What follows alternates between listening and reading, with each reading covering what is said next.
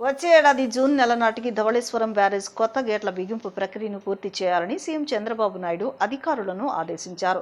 పోలవరాన్ని ఏపీ జీవనాడిగా భావించి 72% పనులు పూర్తి చేశామన్నారు.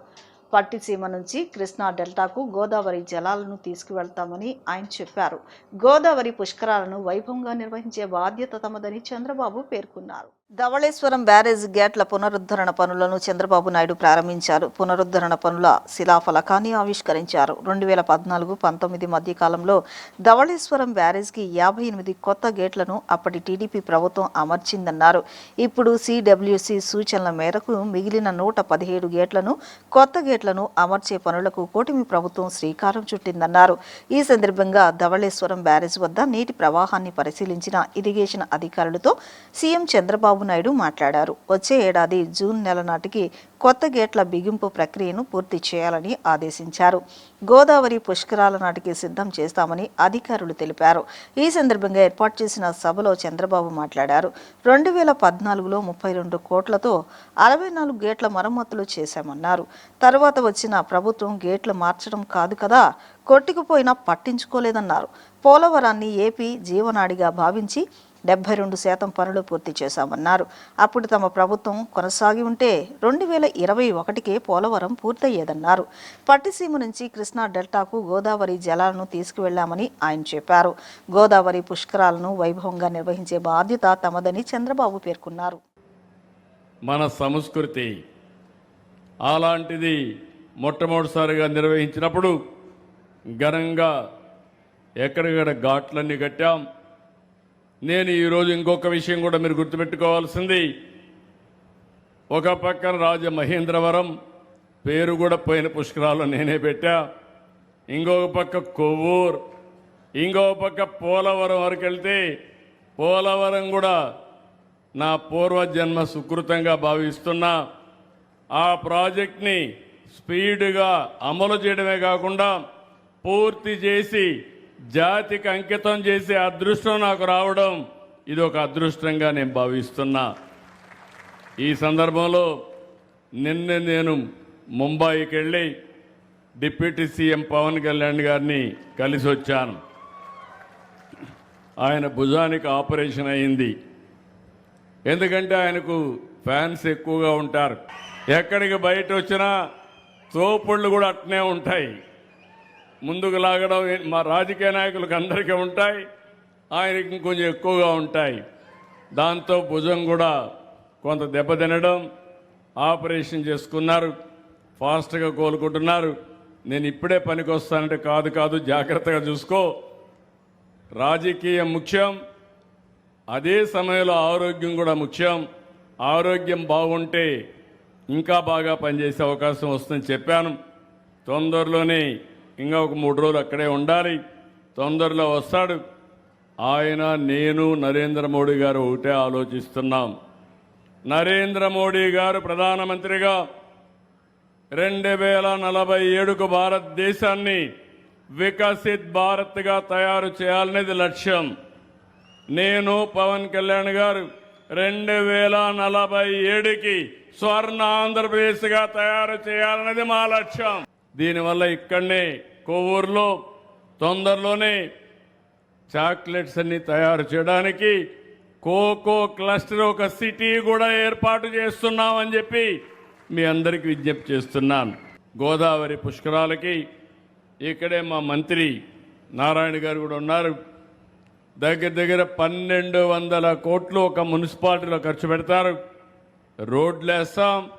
మళ్ళీ ఈ ప్రాంతాన్ని ఒక మంచి నగరంగా తీర్చిదిద్దడమే కాకుండా ఈ ప్రాంతంలో టూరిజాన్ని అభివృద్ధి చేయడానికి ఎన్ని అవకాశాలు ఉన్నాయో అన్ని అవకాశాలు ఉపయోగించి ప్రమోట్ చేస్తామని చెప్పి కూడా నేను మీకు తెలియజేస్తున్నా. మత్స్యకారుల మరణాలపై జగన్ రాజకీయాలు చేస్తున్నారని మంత్రి కొల్లు రవీంద్ర విమర్శించారు. పరామర్శల పేరుతో జగన్ దొంగ నాటకాలు ఆడుతున్నారని ఆయన మండిపడ్డారు. విశాఖ పడవ ప్రమాద బాధితులకు 72 గంటల్లోనే 10 లక్షల సాయం అందించిన ప్రభుత్వం తమదని ఆయన స్పష్టం చేశారు. వైసీపీ హయాంలో మత్స్యకార కుటుంబాలను పట్టించుకోలేదని ఆయన ఆరోపించారు. వేట నిషేధ వృత్తిని 20,000కు పెంచి అందించిన ఘనత కూటమి సర్కార్దేనని రవీంద్ర పేర్కొన్నారు. మంగళగిరి ఎన్టీఆర్ భవన్లో నిర్వహించిన మీడియా సమావేశంలో మంత్రి కొల్లు రవీంద్ర మాట్లాడుతూ మత్స్యకారుల కడుపు కొట్టి వారి నోటి కూడు కూడా లాక్కున్న జగన్మోహన్ రెడ్డి ఇప్పుడు పెద్ద యోగ్యుళ్ల పరామర్శల డ్రామాలు ఆడటం సిగ్గుచేటని ఆయన ఆగ్రహం వ్యక్తం చేశారు. విశాఖపట్నం సముద్ర తీరంలో ఇటీవల జరిగిన పడవ ప్రమాదంపై ప్రభుత్వం తక్షణం స్పందించిందని కొల్లు రవీంద్ర తెలిపారు. ప్రమాదం సమాచారం అందిన వెంటనే ముఖ్యమంత్రి చంద్రబాబు ఆదేశాలతో నేవీ, కోస్ట్ గార్డ్ బృందాలను రంగంలోకి దించి గాలింపు చర్యలు చేపట్టామన్నారు. ప్రమాదం నుంచి ప్రాణాలతో బయటపడిన మత్స్యకారుడు చిన్న అందించిన సమాచారంతో 72 గంటల పాటు గాలించిన మిగతా 6 ఆచూకీ లభించలేదన్నారు. కోస్ట్ గార్డ్ 3 మెన్ కమిటీ నివేదిక ఆధారంగా మరణించినట్లు నిర్ధారించి కేవలం 72 గంటల వ్యవధిలోనే బాధిత కుటుంబాలకు 10 లక్షల చొప్పున ఎక్స్గ్రేషియా చెక్కులను అందించామని వివరించారు. ఇలాంటి దురదృష్ట ఘటనలను కూడా జగన్ రాజకీయం చేస్తున్నారని కొల్లు రవీంద్ర మండిపడ్డారు. ప్రభుత్వం బాధితులకు కొండంత ధైర్యాన్నిస్తే మీరు శవ రాజకీయాలు చేయడానికి వెళుతున్నారా అని ప్రశ్నించారు.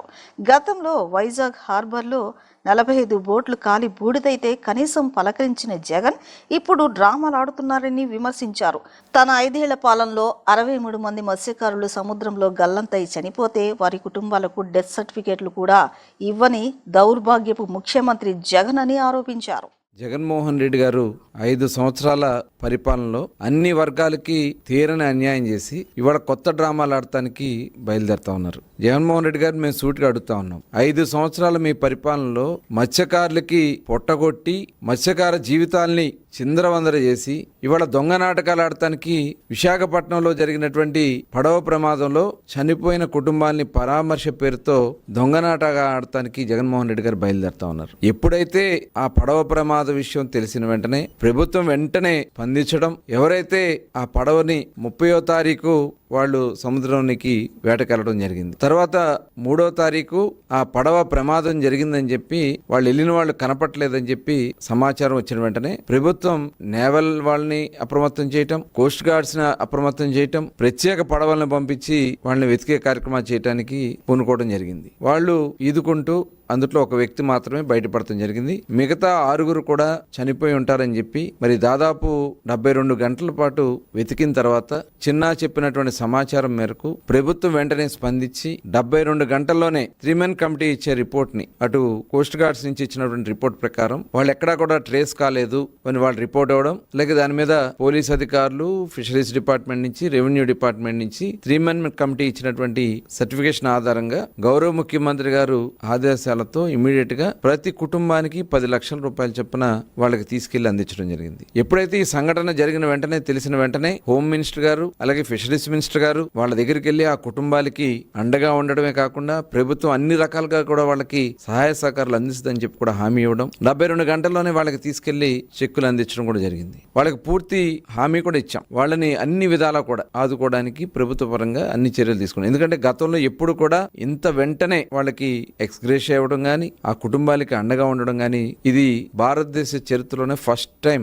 72 గంటల్లో ఆ కుటుంబాలకి చెక్కులు ఇచ్చినటువంటి ఘనత ఇవాళ ఈ కూటమి ప్రభుత్వానికి దక్కుద్ది. ఈ రోజు ఎవరైతే ప్రాణాలతో బయటపడినటువంటి వ్యక్తికి ఆయన దగ్గరికి వెళ్లి వారిని కూడా నేను కూడా పరామర్శించడం జరిగింది. వారికి పూర్తి భరోసా ఇచ్చాం. పడవ ఏదైతే ఉందో ఆ పడవని ఏర్పాటు చేయడానికి డెఫినెట్ గా ఈ ప్రభుత్వం ముందుంటుందని, తొందరగా కోలుకుని బయటికి రావాలని చెప్పి అతనికి చెప్పడమే కాకుండా తక్షణ ఆర్థిక సహాయం కింద అక్కడ ఫిషరీస్ డిపార్ట్మెంట్ నుంచి ఒక 50,000 ఇచ్చి ఇంకా అతనికి పూర్తిగా కోలుకునే వరకు సీఎం రిలీఫ్ ఫండ్ కింద కొంత రిలీజ్ చేయడానికి ప్రపోజల్ కూడా పెట్టడం జరిగింది. అది త్వరలోనే రిలీజ్ చేయడానికి కూడా అన్ని చర్యలు కూడా తీసుకుంటా ఉన్నాం. దీన్ని కూడా రాజకీయం చేయాలని ప్రయత్నం చేస్తే మటుకి అసలు మీకు అర్హత లేదు జగన్మోహన్ రెడ్డి గారు. ఇవాళ ఈ ప్రభుత్వం వెంటనే స్పందించడం, వారికి తక్షణ సహాయం అందించడం, మత్స్యకార కుటుంబాలు ఒక ధైర్యంతో ఉన్నాం. మీరు వెళ్ళి అక్కడ రాజకీయం చేయాలని ప్రయత్నం చేస్తే మాకొచ్చే నష్టపరిహారం మేము నష్టపోతామని ఇవాళ రాష్ట్ర వ్యాప్తంగా ఉన్నటువంటి మత్స్యకారులు ఆందోళన ఉంది. ఎందుకంటే 5 సంవత్సరాలు మీరేమి చేయలే. ఆనాడు 63 మందికి మీరు మరి లాస్ట్ గవర్నమెంట్ లో మీ కాళ్ళ చుట్టూ తిరిగినా, మీ ఆఫీసుల చుట్టూ తిరిగినా,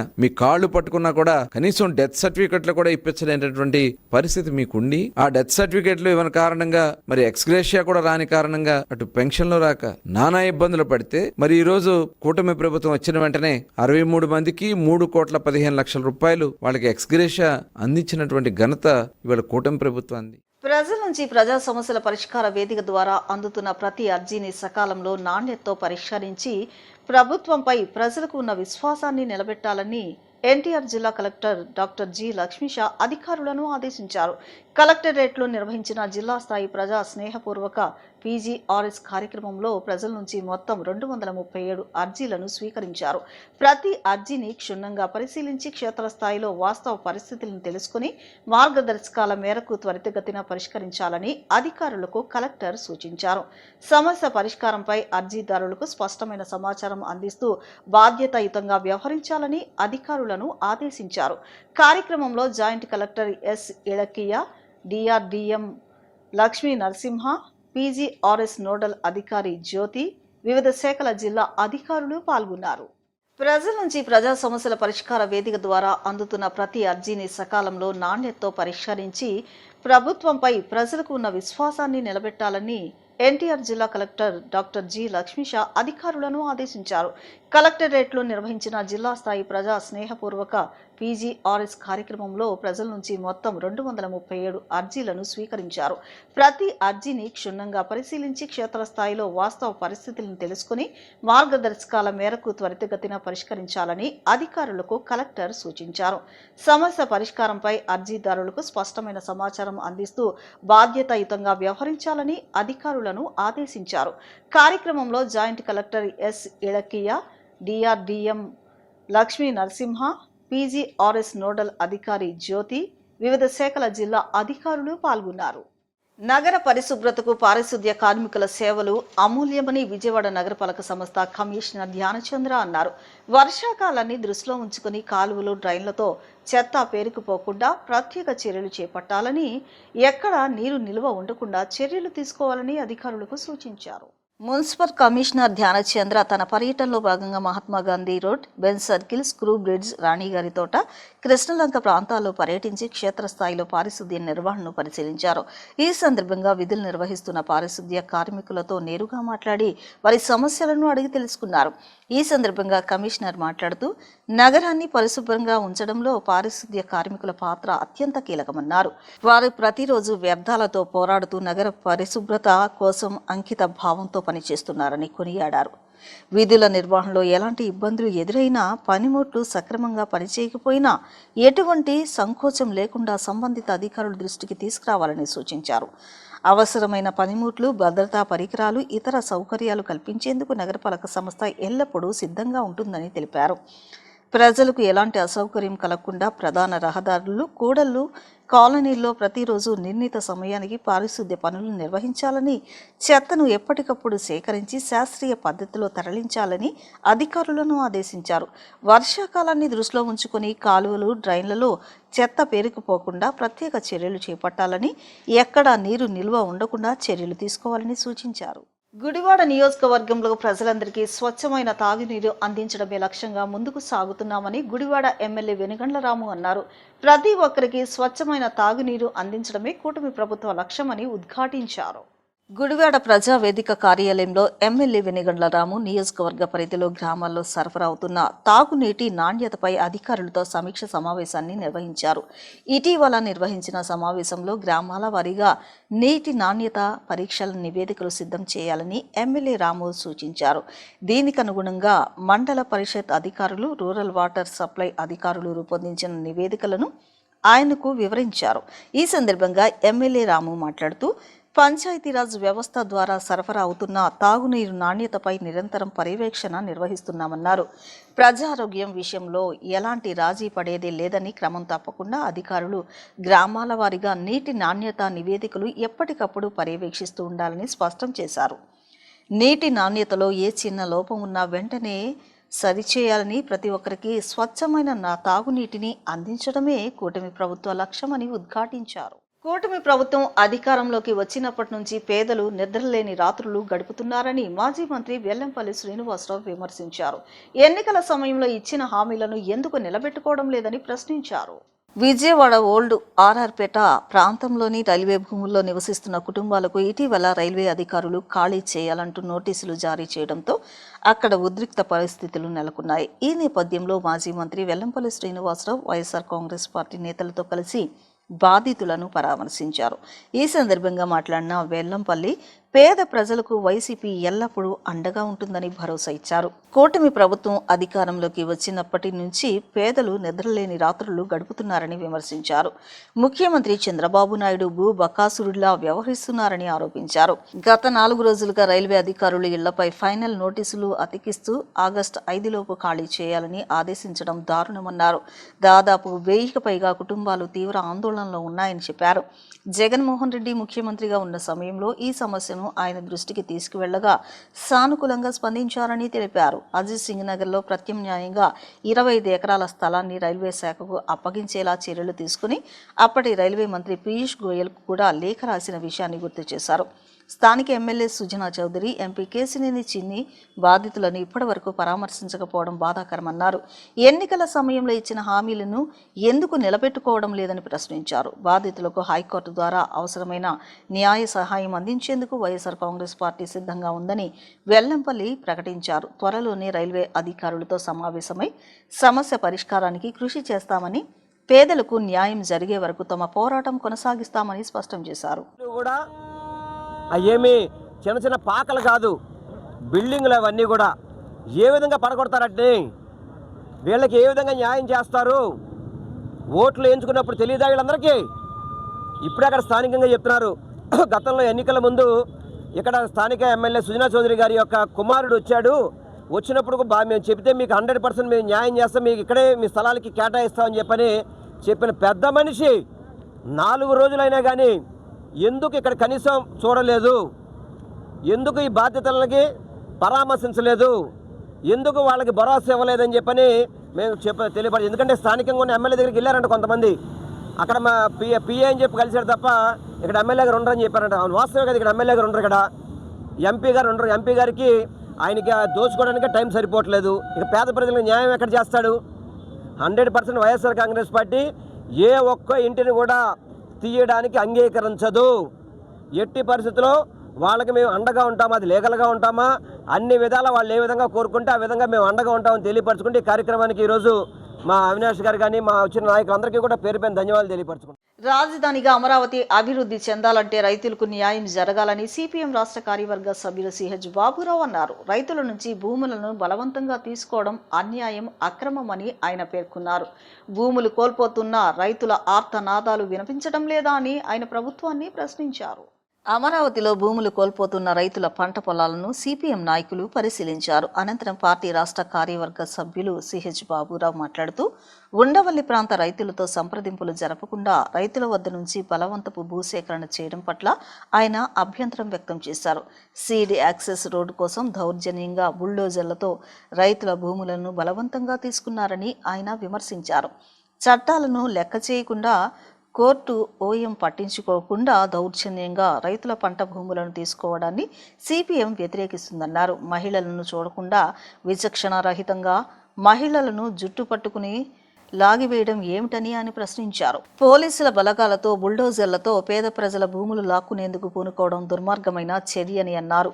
6-7 కోట్ల రూపాయలు విలువ గల భూములను సగానికి పైగా విలువను తగ్గించేసి రైతుల వద్ద దౌర్జన్యంగా భూములు లాక్కోవడం సిపిఎం ఖండిస్తోందన్నారు. సిపిఎం గుంటూరు జిల్లా కార్యదర్శి నేతాజీ, సిపిఎం సీనియర్ నాయకులు జొన్న శివశంకర్రావు, సిపిఎం రాజధాని డివిజన్ కార్యదర్శి రవి, సిపిఎం రాజధాని నాయకులు కొర్రపోలు ఈశ్వర్ రెడ్డి, టి బక్కిరెడ్డి, కె రామకృష్ణ తదితరులు పాల్గొన్నారు. రైతులు రాజధాని ఉండవల్లిలో బలవంతంగా దౌర్జన్యంగా బుల్డోజర్లతో స్వాధీనం చేసుకోవడం అన్యాయం, అక్రమం. చట్టాలను లెక్క చేయట్లేదు.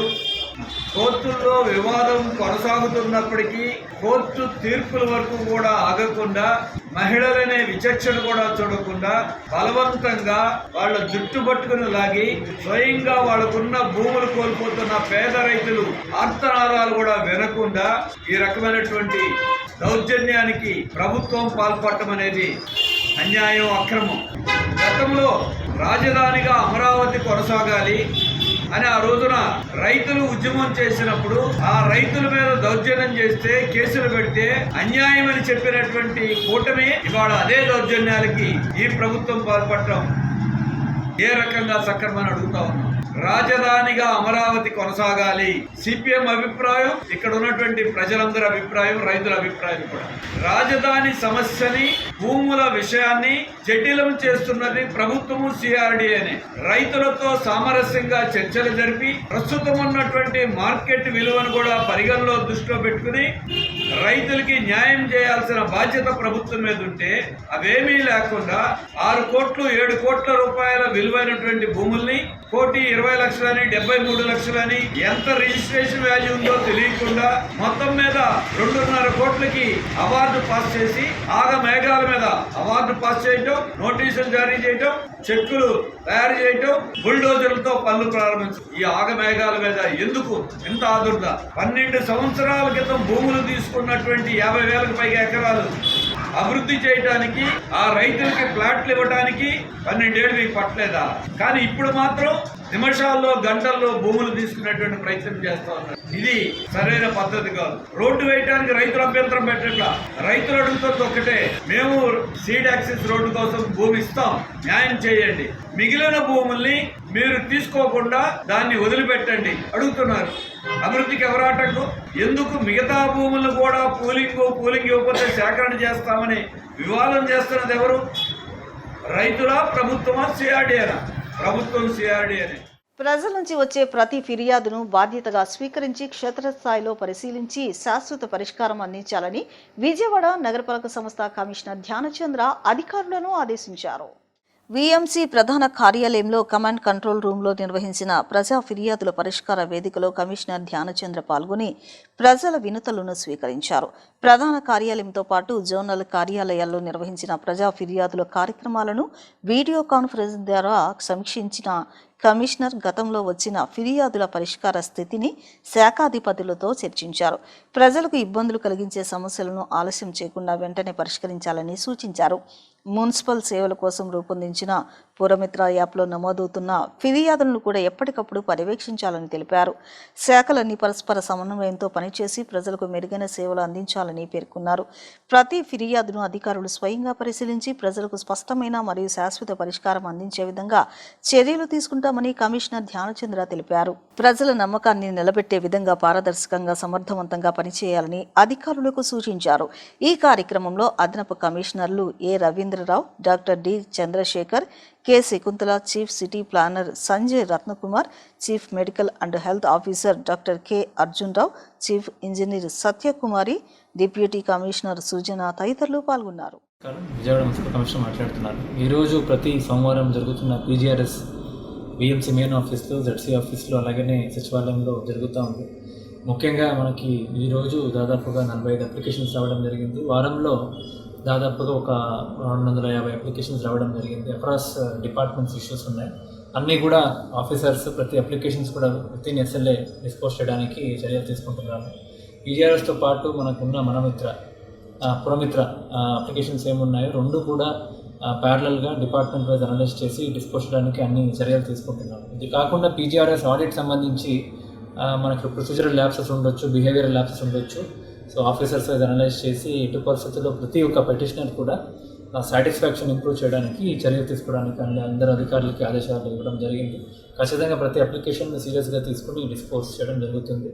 కొన్ని సివిల్ కోర్ట్ ఇష్యూస్ లేదంటే లీగల్ ఇష్యూస్ తప్ప 99% ఇష్యూస్ని లాజికల్ డిస్పోజ్ చేయడానికి అన్ని యాక్షన్ ప్లాన్ తయారు చేసుకుంటాం. ధన్యవాదాలు.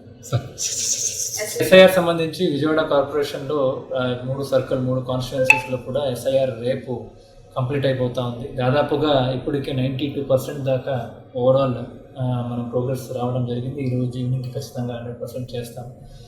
దయచేసి ఎవరైనా ఇప్పటిదాకా కూడా ఏమైనా ఓటర్ సంబంధించిన మీకు ఐడియా లేదు అంటే డెడికేటెడ్ క్యాంప్స్ ప్రతి బిఎల్ఓ పరిధిలో కూడా పెట్టడం జరిగింది. మీకు అనౌన్స్మెంట్స్ చేస్తున్నాము. మీకు సచివాలయం ఎక్కడుందో ఐడియా ఉంది, దయచేసి దగ్గరున్న సచివాలయంకి అప్రోచ్ అయితే ఏ సెక్రటరీ అయినా మీకు మీ ఓటు ఎక్కడ ఉంది, అలాగని సార్లో ఎట్లా మ్యాపింగ్ చేయాలి అన్నీ కూడా గైడ్ చేయడం జరుగుతుంది. సో ఈ సర్వీసెస్ని వాడండి. ఈరోజు రేపు యాక్టివ్గా ఎస్ఐఆర్ సంబంధించి యాక్టివ్గా ఇన్వాల్వ్ అవ్వండి. ప్రతి ఓటు కూడా ఇంపార్టెంట్. మీ ఓటు మీ హక్కు కాబట్టి అధికారులకి సమన్వయంతో, సో బిఎల్ఓ సమన్వయంతో ఎంటైర్ యాక్టివిటీని సుసూత్రంగా చేయడానికి అన్ని కూడా చర్యలు తీసుకున్నాము. ఈరోజు రేపు కూడా యాక్టివ్గా ఇన్వాల్వ్ అయితే బాగుంటుంది. ధన్యవాదాలు. భవన నిర్మాణ కార్మికులకు 2 సెంట్ల స్థలం ఇస్తామని, సంక్షేమ పథకాలు అమలు చేస్తామని ముఖ్యమంత్రి చంద్రబాబు నాయుడు డిప్యూటీ సీఎం పవన్ కళ్యాణ్ ఎన్నికలకు ముందు హామీ ఇచ్చారని, అధికారంలోకి వచ్చి 2 ఏళ్లైనా వాటిని అమలు చేయలేదని సిఐటియు నాయకులు దొనేపూడి కాశీనాథ్ విమర్శించారు. ఎన్నికలకు ముందు ఇచ్చిన హామీలు అన్ని అమలు చేయాలని, ప్రమాద బీమా కల్పించాలని డిమాండ్ చేశారు. కార్మికుల సమస్యలు పరిష్కరించకపోతే భవిష్యత్తులో పెద్ద ఎత్తున ఆందోళన చేపడతామన్నారు. కలెక్టర్ కార్యాలయం సమీపంలో మ్యూజియం రోడ్లో భవన నిర్మాణ కార్మికులు సిఐటియు ఆధ్వర్యంలో సామూహిక రాయబారం కార్యక్రమాన్ని నిర్వహించారు. ఈ కార్యక్రమానికి సిఐటియు నాయకులు దొనేపూడి కాశీనాథ్ పాల్గొన్నారు. ఈ సందర్భంగా ఆయన మాట్లాడుతూ భవన నిర్మాణ కార్మికుల సమస్యలు కోకొల్లలుగా ఉన్నాయని, పనులు లేక ఇబ్బందులు పడుతున్నారని చెప్పారు. ఇతర రాష్ట్రాల నుంచి కార్మికులను తీసుకొచ్చి పనులు చేయించుకోవడం జరుగుతుందని, దీనివల్ల స్థానికులకు ఉపాధి లభించడం లేదన్నారు. భవన నిర్మాణ కార్మికులకు ఇళ్లు లేవు, ఇళ్ల పట్టాలు లేవు, రిజిస్ట్రేషన్ లేవని, కొండలు కాలువగట్లపై నివాసాలు ఏర్పరచుకుని ఉంటున్నారని అన్నారు. రైల్వే స్థలాల్లో ఉంటున్న వారిని ఖాళీ చేయమని చెప్పడం జరిగిందన్నారు. భవన నిర్మాణ కార్మికులకు సొంత ఇంటి సౌకర్యం కల్పించాలని అన్నారు. బెంచ్ సర్కిల్ వద్ద ఉన్న కార్మికుల అడ్డా మానవుల సంతలా మారిందన్నారు. చంద్రబాబు, పవన్ కళ్యాణ్ ఎన్నికలకు ముందు కార్మికులకు మాట ఇచ్చారని, 2 సెంట్ల స్థలం ఇస్తామని, సంక్షేమ పథకాలు అమలు చేస్తామని, అందరికీ తల్లికి వందనం, వృద్ధాప్య పింఛన్లు, వితంతు పింఛన్లు ఇస్తామని చెప్పారని, ఒక్కటి కూడా ఇవ్వలేదన్నారు. కూటమి ప్రభుత్వం కాంట్రాక్టర్లను ఉద్ధరిస్తోందని, కార్మికులను విస్మరిస్తోందని చెప్పారు. భవన నిర్మాణ కార్మికులకు ప్రమాద బీమా సౌకర్యం కూడా కల్పించాలన్నారు. కార్మికుల సమస్యలు పరిష్కరించకపోతే భవిష్యత్ కార్యాచరణ తీవ్రంగా ఉంటుందని హెచ్చరించారు. భవన నిర్మాణ కార్మికులు రాష్ట్రంలో లక్షల సంఖ్యలో ఉన్నారు. అందరికీ వాళ్ళు ఇల్లు కడతారు, వారికి మాత్రం ఇంతవరకు ఇల్లే లేదు. ప్రభుత్వాలు మారుతున్నాయి, పథకాల పేర్లు మారుతున్నాయి, కానీ దిక్కు మొక్కు లేదు. సెంటు స్థలం అన్నారు, ఇప్పుడు 2 సెంట్లు అన్నారు. అది లేదు, ఇది లేదు. పైపెచ్చు భవన నిర్మాణ కార్మికుల సంక్షేమ నిధి సుమారు 1500 కోట్ల రూపాయలకు పైగా ప్రభుత్వ సొమ్ము కాదు, కార్మికుల సొమ్ము ప్రభుత్వం దగ్గర ఉంటే వాళ్ళ ఆర్భాటాల కోసం వాడుకుంటా ఉంది, ప్రచారం కోసం వాడుకుంటా ఉంది. వాటిని ఇష్టారాజ్యంగా ఖర్చు పెడుతున్నారు. కార్మికులకు మాత్రం పైసా ఇవ్వట్లేదు. చనిపోయిన వాళ్ళకి 5 లక్షలు కాదు 10 లక్షలు ఇస్తామన్నారు. కనీసం 5 లక్షలు లేదు, వాళ్ళ 10 లక్షలు లేకుండా పోయింది.